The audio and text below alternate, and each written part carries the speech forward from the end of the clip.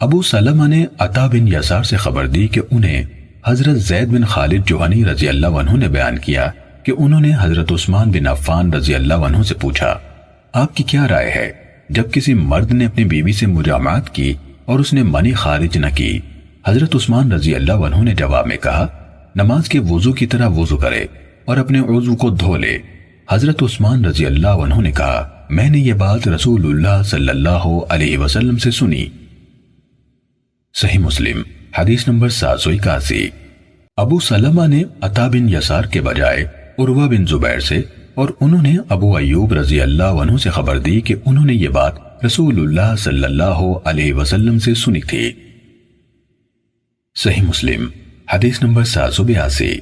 زہیر بن حرب، ابو غسان مصمعی، محمد بن مثنی اور ابن بشار نے کہا، ہم سے معاذ بن ہشام نے حدیث بیان کی، انہوں نے اپنے والد سے، انہوں نے قتادہ اور مطر نے حسن سے، انہوں نے ابو رافع سے، انہوں نے حضرت ابو ہریرہ رضی اللہ عنہ سے روایت کی کہ اللہ کے نبی صلی اللہ علیہ وسلم نے فرمایا، جب وہ مرد اس عورت کی 4 شاہوں کے درمیان بیٹھے پھر اس سے مجامعت کرے تو اس پر غسل واجب ہو جاتا ہے۔ مطر کی حدیث میں یہ اضافہ ہے، اگرچہ انزال نہ ہو، اور امام مسلم کے اساتذہ میں سے صرف زہیر نے شعبیہا کی جگہ اشعبیہا کہا، دونوں ایک ہی لفظ شعبہ یعنی شاہ کی جمع ہیں۔ صحیح مسلم حدیث نمبر 783۔ شعبہ نے قتادہ سے باقی ماندہ اسی سند سے روایت کی۔ فرق یہ ہے کہ شعبہ کی اس روایت میں ثم جہدہا کی جگہ ثم اجتہدا یعنی پھر سعی کی ہے، اور وَإِن لَّمْ يُنزِلْ یعنی اگرچہ انزال نہ ہو کے الفاظ نہیں ہیں۔ صحیح مسلم حدیث نمبر 784۔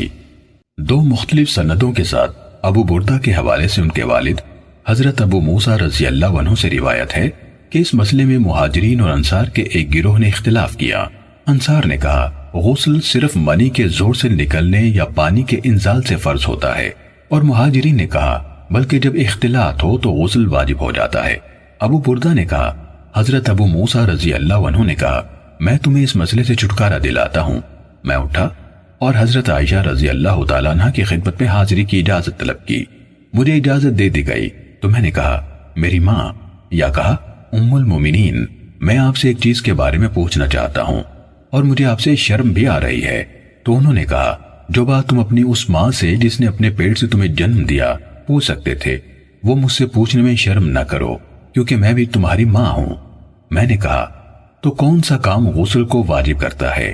انہوں نے کہا، تم اس مسئلے کے متعلق اس سے ملے ہو جو اس سے اچھی طرح باخبر ہے۔ رسول اللہ صلی اللہ علیہ وسلم نے فرمایا، جب وہ مرد اس عورت کی 4 شاخوں کے درمیان بیٹھا اور ختنے کی جگہ سے مس ہوئی تو غسل واجب ہو گیا۔ صحیح مسلم حدیث نمبر 785۔ ام کلثوم نے نبی صلی اللہ علیہ وسلم کی زوجہ حضرت عائشہ رضی اللہ تعالیٰ عنہ سے روایت کی، انہوں نے کہا کہ ایک آدمی نے رسول اللہ صلی اللہ علیہ وسلم سے ایسے مرد کے بارے میں پوچھا جو اپنی بیوی سے صحبت کرتا ہے پھر انزال نہیں ہوتا، کیا ان دونوں پر غسل ہے؟ اور اندر حضرت عائشہ رضی اللہ تعالیٰ عنہ بھی بیٹھی ہوئی تھیں، تو رسول اللہ صلی اللہ علیہ وسلم نے فرمایا، میں اور یہ یعنی ہم دونوں میاں بیوی یہ کرتے ہیں، پھر ہم دونوں نہاتے ہیں۔ صحیح مسلم حدیث نمبر 786۔ حضرت زید بن ثابت رضی اللہ عنہ نے کہا کہ میں نے رسول اللہ صلی اللہ علیہ وسلم کو فرماتے ہوئے سنا، ایسی چیز کے کھانے سے وضو لازم ہو جاتا ہے جسے آگ نے چھوا ہو۔ صحیح مسلم حدیث نمبر 787۔ عبداللہ بن ابراہیم بن قارث نے بتایا کہ انہوں نے حضرت ابو ہریرہ رضی اللہ عنہ کو مسجد میں وضو کرتے ہوئے پایا تو ابو ہریرہ رضی اللہ عنہ نے کہا، میں تو پنیر کے ٹکڑوں کی بنا پر وضو کر رہا ہوں جنہیں میں نے کھایا ہے، کیونکہ میں نے رسول اللہ صلی اللہ علیہ وسلم کو سنا، آپ فرما رہے تھے ایسی چیز سے وضو کرو جسے آگ نے چھوا ہو۔ صحیح مسلم حدیث نمبر 788۔ ابن شہاب نے کہا، مجھے سعید بن خالد بن عمرو بن عثمان نے جب میں اسے سابقہ سند سے یہ حدیث سنا رہا تھا بتایا کہ اس نے عروہ بن زبیر سے ایسی چیز کھانے سے وضو کے بارے میں پوچھا۔